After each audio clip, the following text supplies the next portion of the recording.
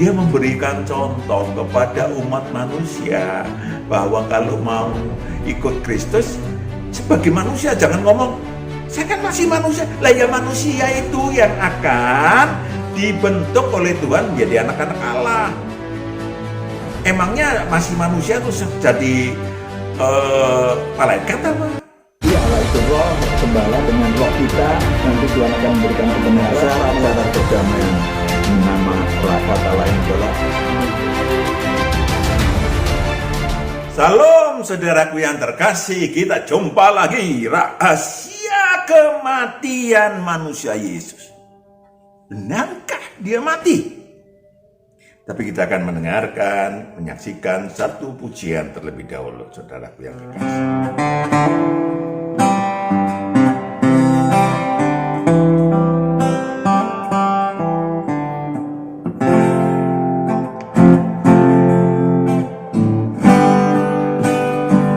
Menjulamnya atas bukit jalan,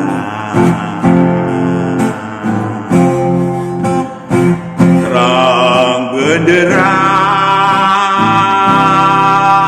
salibmu, Tuhanku.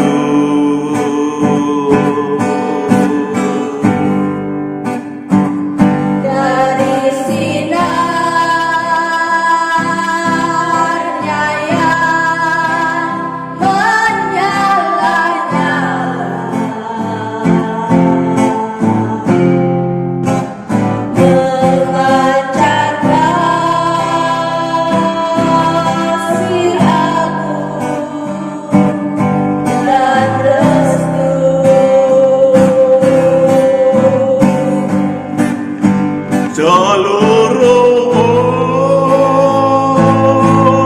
umat insan menengadah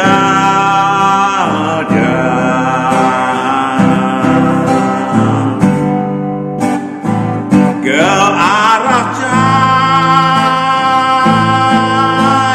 kasih nan mesra.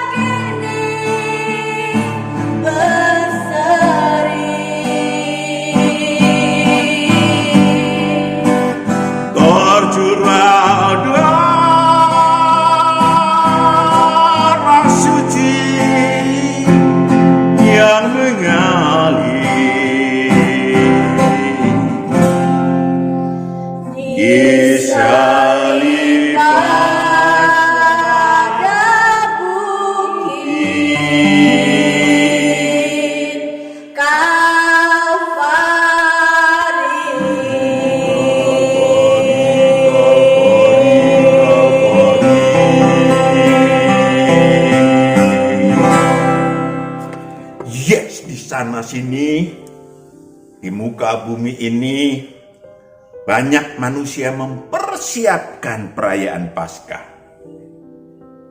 Baik perayaan Paskah bangsa Israel yang terbebas dari Mesir. Saudara bisa lihat dalam Perjanjian Lama.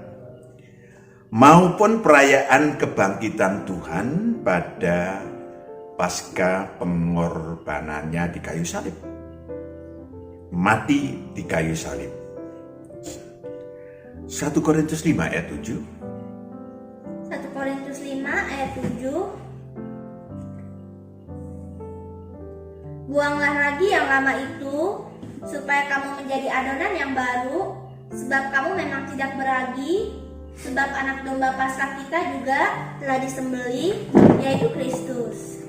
Anak domba Paskah kita telah disembelih, bukan lagi domba binatang tapi manusia. Pertanyaannya adalah,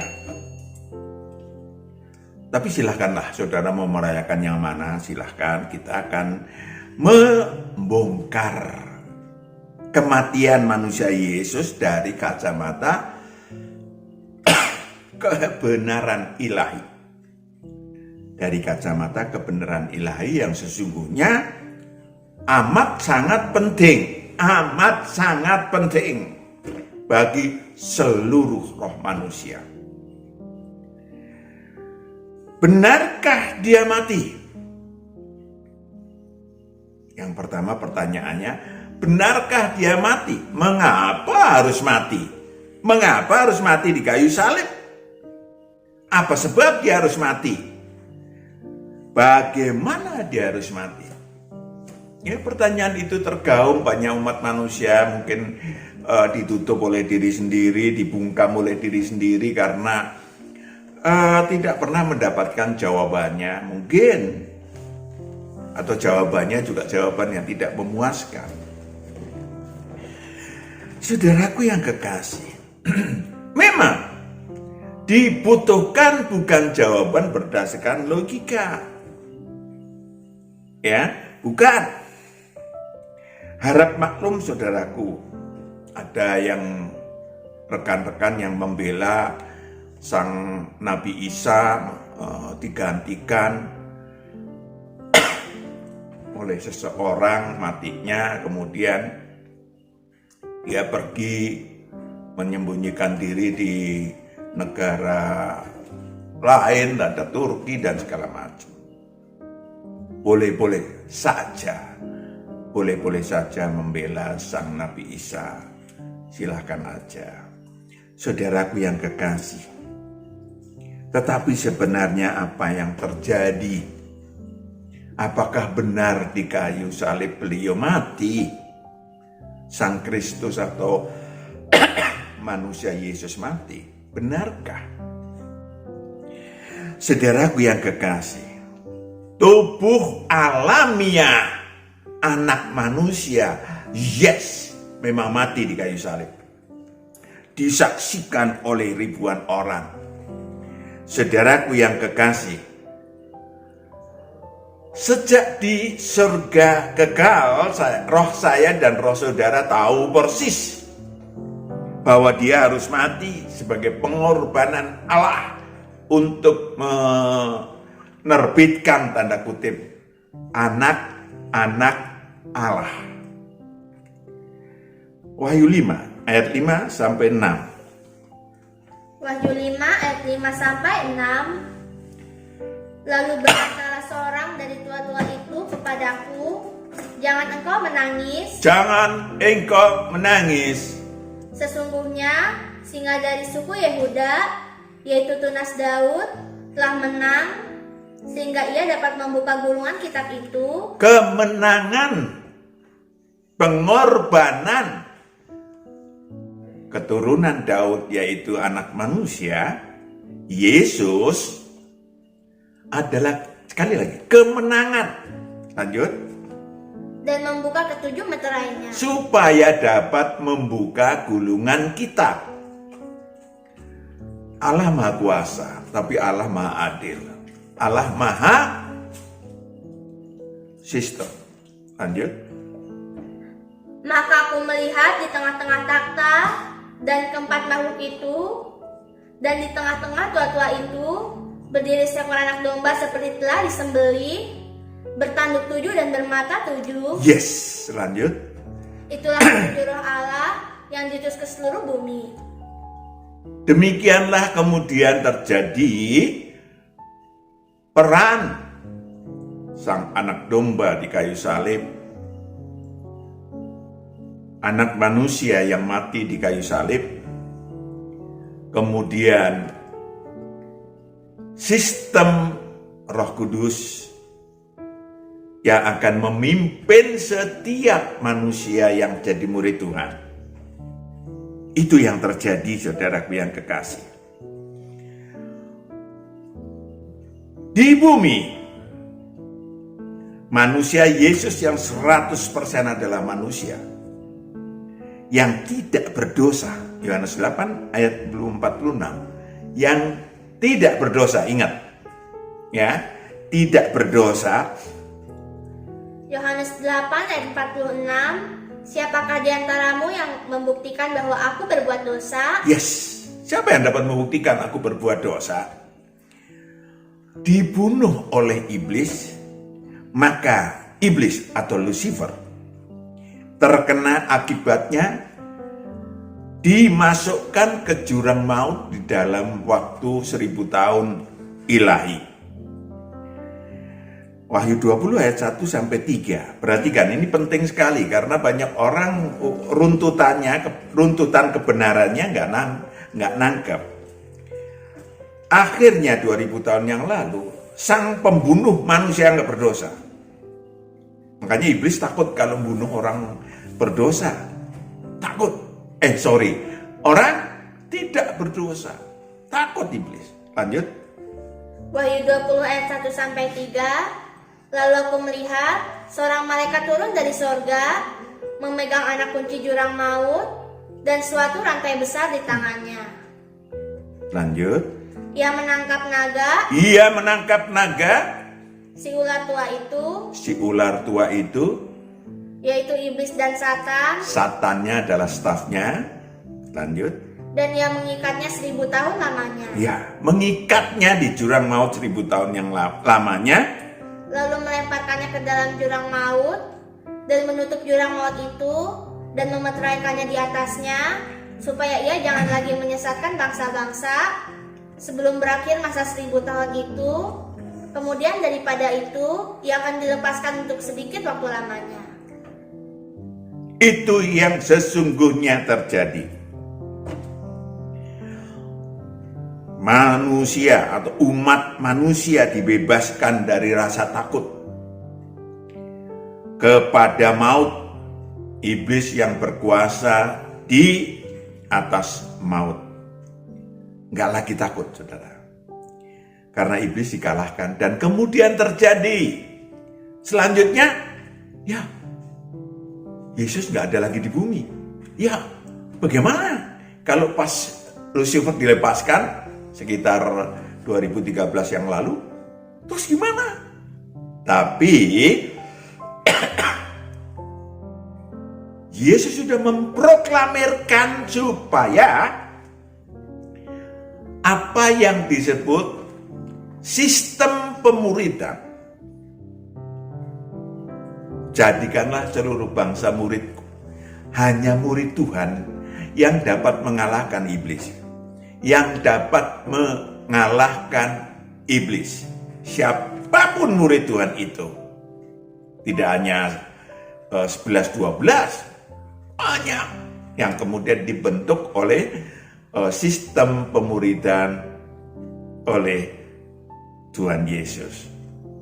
Maka ini yang terjadi. Manusia bisa mengalahkan iblis, menginjak kepala iblis dalam Kejadian 3 zaman itu. Saudaraku yang kekasih, kematiannya di kayu salib dilihat oleh ribuan manusia. Yes, resikonya tentu saja ada negatifnya. Nah, manusia kan ada yang jahat, ada yang baik. Ada yang pikiran jahat, ada yang negative thinking, ada yang positive thinking, ada yang berpikir, oh, mati di kayu salib, hanya orang berdosa yang mati di kayu salib. Ya kan? Dalam Ulangan 21 ayat 22 sampai 23, hanya orang berdosa yang kemudian mati di kayu salib, yang disalibkan. Tetapi untuk memproklamirkan penghapusan surat hutang, perhatikan, penghapusan surat hutang, 2. Perlucutan kuasa iblis dan roh-roh jahat. 3, ada 3 ya. Kebangkitan dari orang mati harus disaksikan oleh banyak orang. Kolose 2 ayat 12 sampai 15. Perhatikan baik-baik. Ini sangat penting. Harus disaksikan oleh banyak orang. Tadi sebenarnya resikonya, Yesus orang berdosa, monggo mawon udah dikatakan dia nggak berdosa kok. Kolose 2 ayat 12 sampai 15. Karena dengan dia kamu dikuburkan dalam baptisan, dan di dalam dia kamu turut dibangkitkan juga oleh kepercayaanmu kepada kerja kuasa Allah. Kepercayaanmu, jadi bagi manusia yang percaya kerja kuasa Allah yang telah membangkitkan dia dari orang mati, akan dibangkitkan dari orang mati seperti dia memberi contoh. Lanjut. Kamu juga, meskipun dahulu mati oleh pelanggaranmu dan oleh karena tidak disunat secara lahiriah, telah dihidupkan Allah bersama-sama dengan dia. Roh manusia yang tadinya berdosa, yang mati karena dosa dan kejahatan, dihidupkan Allah. Lanjut. Sesudah ia mengampuni segala pelanggaran kita. Diproklamirkan di atas kayu salib untuk pengampunan dosa bagi memang bagi umat manusia siapapun, tapi ya khususnya yang percaya kepada dia, yang datang kepada dia, yang bertobat totalitas di hadapan dia. Kekeliruannya adalah orang berpikir udah mati di kayu salib, pokoknya yang beragama tertentu udah pasti udah dia tebus dosanya. Oh, enggak demikian firmannya, kebenarannya enggak demikian toh. Lanjut. Dengan menghapuskan surat hutang yang oleh ketentuan-ketentuan hukum mendakwa dan mengancam kita. Surat hutang, dosa warisan. Keluaran 20 ayat 3 sampai 5 sudah bisa baca. Dosa warisan yang dari kakek terus ke anak, ke cucu dan cicit 4 keturunan. Itu dosa warisan. Namanya hutang maut. Itu dihapuskan di kayu salib. Saudaraku yang kekasih, ya. Karena apa? Karena yang memegang hutang maut adalah iblis. Ketika iblis dihukum, dia punya hak, nanti akan kita lihat. Dia punya hak memegang kunci maut dan kerajaan maut. Nanti akan kita baca. Maka harus disaksikan oleh banyak orang. Ayat 15 sudah habis. Ia telah melucuti pemerintah-pemerintah. Ia telah melucuti. Tadi kan dikatakan melucuti roh-roh jahat, pemerintah-pemerintah yang mereka buat roh-roh jahat itu. Iblis sudah buat sistem pemerintahan, memasukkan orang-orang, memasukkan anak buahnya roh-roh jahat ke dalam manusia yang berdosa. Maka perhatikan sekali lagi runtutannya. Ya, Yesus mengumumkan ada 3, yakni penghapusan dosa dan penyucian dari yang jahat, sehingga hutang maut manusia ditebus. 2, bahwa ada yang namanya bangkit dari antara orang mati. Si manusia itu kalau meninggal tidak nunggu-nunggu nanti akan datang Yesus setelah kiamat. Enggak. Kalau mati karena dosa dan kejahatannya enggak ada, maka kalau mati bangkit dari antara orang mati masuk ke Firdaus. Itu dia, saudaraku yang kekasih. Yang ketiga, iblis dan roh jahat diusir dari diri manusia. Hidup si manusia dikuasai oleh Tuhan. Itu dia.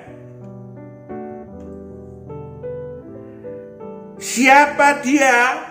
Siapakah sebetulnya roh Yesus? Kalau tubuh alamiahnya kelihatan lemah. Waktu mau disalib dia bilang di Bukit Golgota. Di mana itu? Ya, dikatakan bahwa aduh ngeri benar dan seterusnya. Itu manusia 100%. Dia memberikan contoh kepada umat manusia bahwa kalau mau ikut Kristus sebagai manusia jangan ngomong saya kan masih manusia. Lah ya manusia itu yang akan dibentuk oleh Tuhan menjadi anak-anak Allah. Emangnya masih manusia terus jadi malaikat apa? Ya enggak. Contohnya Yesus itu udah memberi contoh sebagai manusia 100%. Takut ya memang takut. Tetapi harus taat. Amin. Harus taat. Tapi kita tengok siapa dia sebetulnya. Siapa rohnya. Sebelum dan sesudah mati. Penting. Dia adalah Sang Firman. Berarti kan? Bagian daripada Allah Bapa. Bagian daripada Allah Bapa. Yohanes 1 ayat 1 sampai 2. Yohanes 1 ayat 1 sampai 2.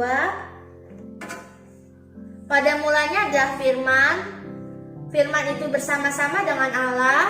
Firman, pada mulanya adalah Firman. Firman itu bersama-sama dengan Allah. Saya Matius PS. Ngomongan saya nongkrong di dalam mulut saya.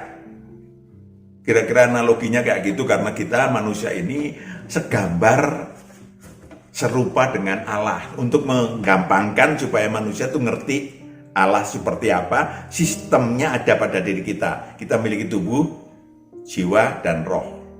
Atau dibalik, roh, tubuh, dan jiwa. Oke, lanjut. Dan Firman itu adalah Allah. Firman itu adalah Allah. Ngomongan saya yang ngomongan Matius. Lanjut. Ia pada mulanya bersama-sama dengan Allah. Iya, ia pada mulanya bersama-sama dengan Allah. Allah Bapa, Allah yang Maha Esa, apapun saudara sebutkan. Silakan, lanjut. Segala sesuatu dijadikan oleh Dia. Segala sesuatu dijadikan oleh Dia. Jadi perhatikan baik-baik. Perhatikan baik-baik. Allah yang Maha Esa. Allah yang Maha Pencipta, Maha Pengasih, Mahanya banyak banget. Itu juga Allah yang Maha Sistem. Yang jarang diekspresikan orang, dinyatakan orang, Allah yang Maha Sistem. Kita penciptaannya aja sistemnya luar biasa. Apalagi Sang Maha Sistem. Saudaraku yang kekasih, Allah Maha Sistem memiliki kehendak. Memiliki rencana. Dia yang menghendaki, dia yang merencanakan. Saya menghendaki mengambil tisu. Ternyata yang mengambil tisu jari saya, tangan saya. Tetap aja ini ya saya. Bedanya kalau manusia nggak bisa memisahkan tangan saya hidup sendiri, nggak bisa. Sementara Allah dapat, bisa.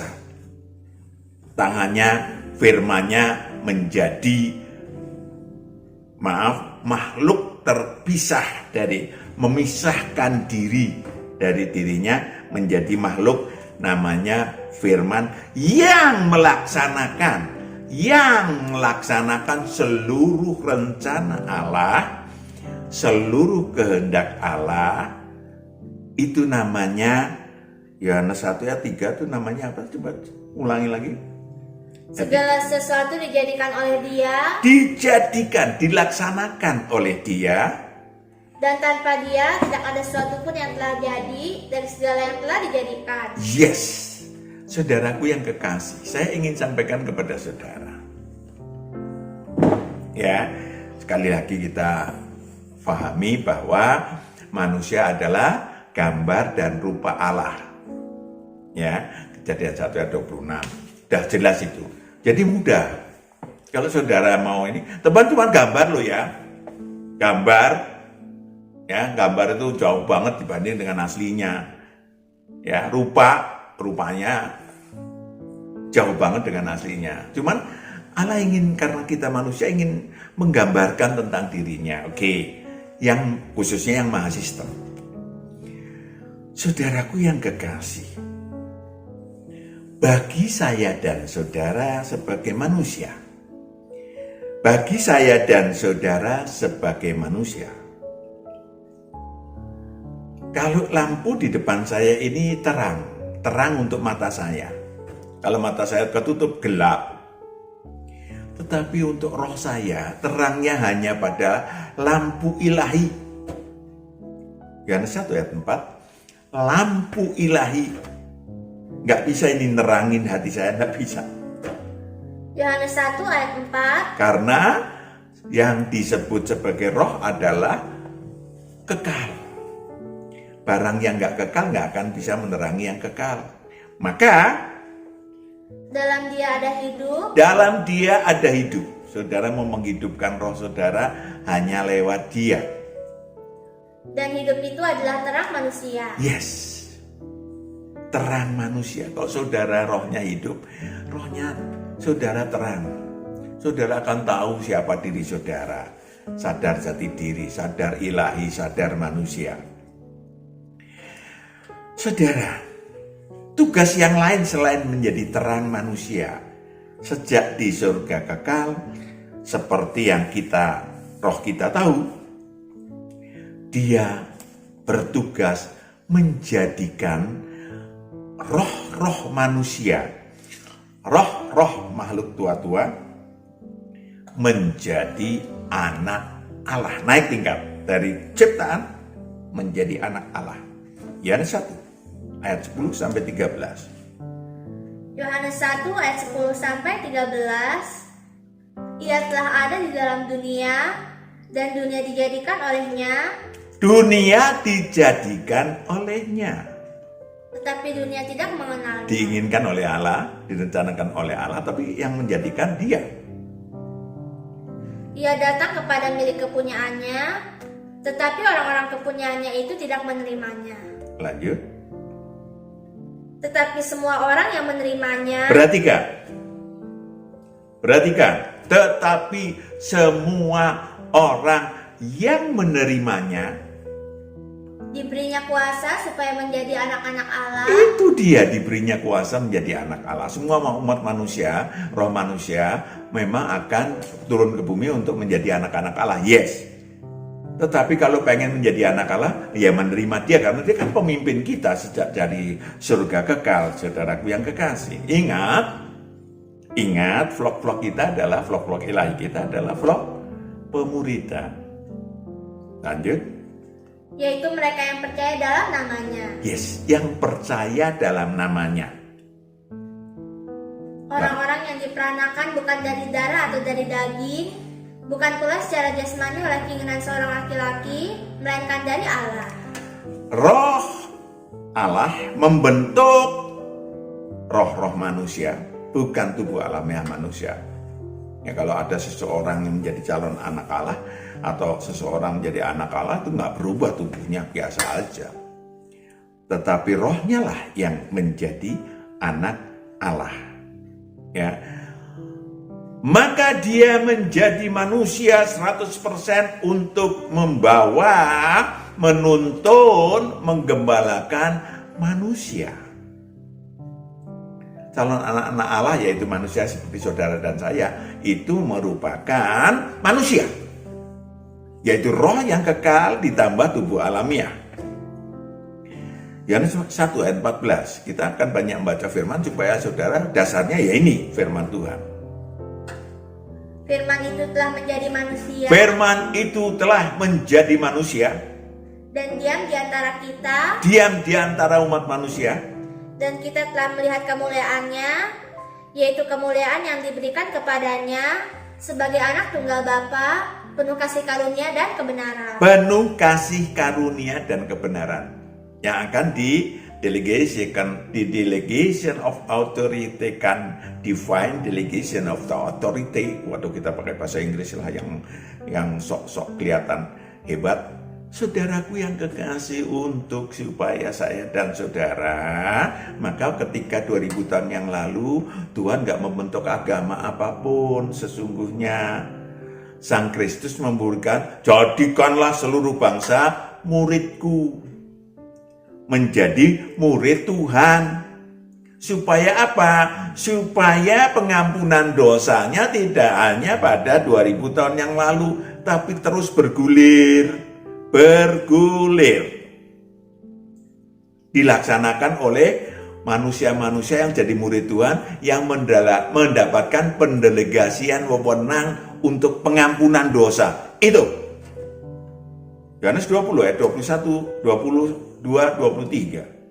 Yohanes 20 ayat 22, 23. Yohanes 20 ayat 22 sampai 23. Dan sesudah berkata demikian, ia mengembusi mereka dan berkata, terimalah Roh Kudus. Terimalah Roh Kudus. Jikalau kamu mengampuni dosa orang, Jikalau kamu sebagai murid Tuhan mengampuni dosa orang, dosanya diampuni. Dosanya diampuni. Dan jikalau kamu menyatakan dosa orang tetap ada, Ketika kamu dalam pimpinan Roh Kudus sebagai murid Tuhan, dikatakan oleh Roh Kudus tidak bisa diampuni karena memang orangnya nggak mau diampuni, karena orangnya bukan domba, dosanya tetap ada. Dosanya tetap ada. Good. Dan kemudian mulailah ada kerajaan Allah di bumi. Mulailah terbentuklah di situ murid-murid Tuhan. Yohanes 15 ayat 1 sampai 8, ayat 8 aja yang dibaca. Yohanes 15 ayat 8. Dalam hal inilah Bapakku dipermuliakan. Dalam hal inilah Bapakku dipermuliakan, yaitu jika kamu berbuah banyak. jika kamu berbuah banyak, dengan demikian Dan dengan demikian kamu adalah murid-muridku. menjadi murid-murid Tuhan. Itu saudaraku yang kekasih. Pertanyaan yang sangat penting adalah siapakah diyakini? Memang dalam kalimat-kalimat kalimat-kalimat biasa dinyatakan dia telah naik ke surga di samping, di sebelah kanan Bapa. Gak salah sih. Cuman kata yang harusnya difahami, di sebelah kanan bukan berarti nempel, berada di sebelah kanan. Dan perhatikan yang disebut di sebelah kanan Bapa, dia sekarang ini ada di Firdaus, di surga tingkat 3. Karena memang keberadaannya waktu turun dari surga ya di situ, di Eden, tamannya namanya Firdaus, Eden bumi ya, Firdaus, yang bertugas memimpin seluruh malaikat terang,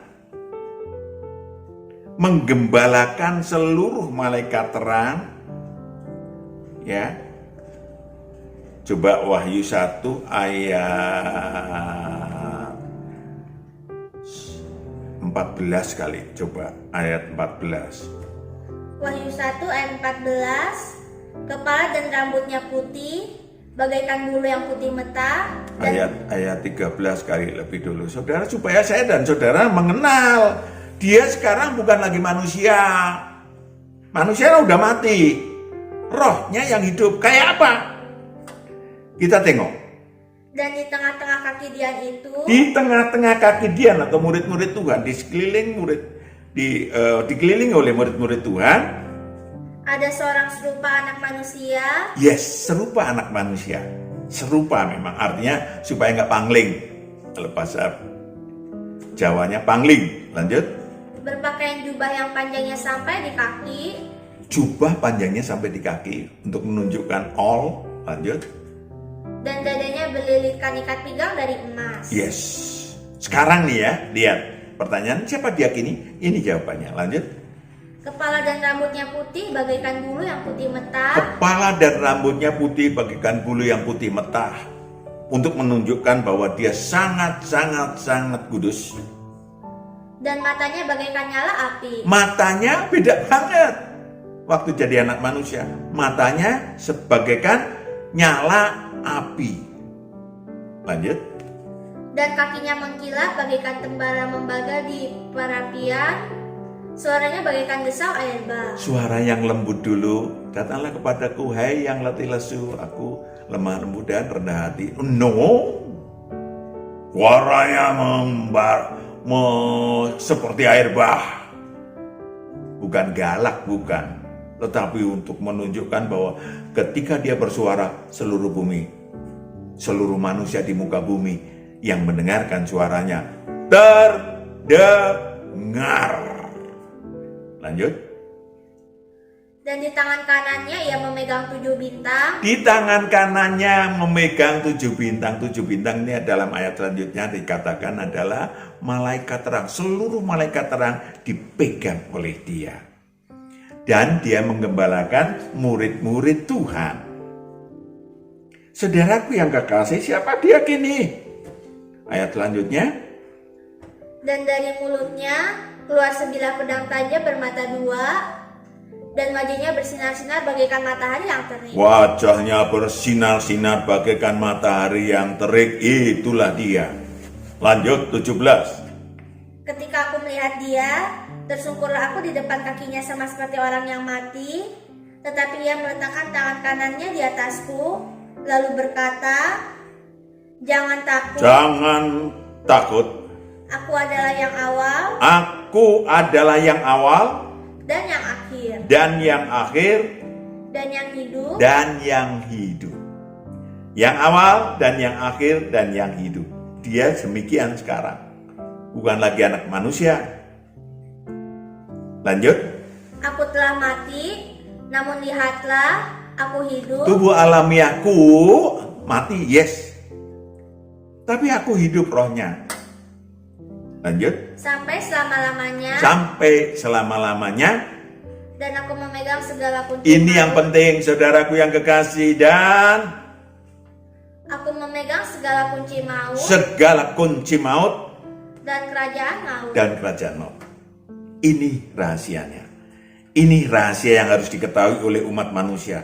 Ini rahasia ilahi yang sangat dibutuhkan oleh setiap roh manusia. Yang sayangnya tidak banyak difahami.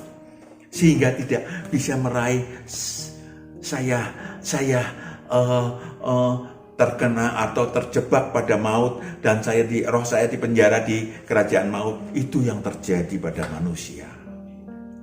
Namanya hutang maut. Saudaraku yang kekasih, tragis tergedi. Saya ingin sampaikan kepada saudara. Saya ingin sampaikan kepada saudara bahwa mari datang kepada Dia yang kini ada, yaitu Sang Kristus. Sehingga saudara dapat fasilitas-fasilitas ilahi, saudara mendapatkan fasilitas-fasilitas ilahi. Satu, diampuni dosanya, disucikan dari yang jahat, karena Dia yang memiliki maut, kunci maut dan kerajaan maut.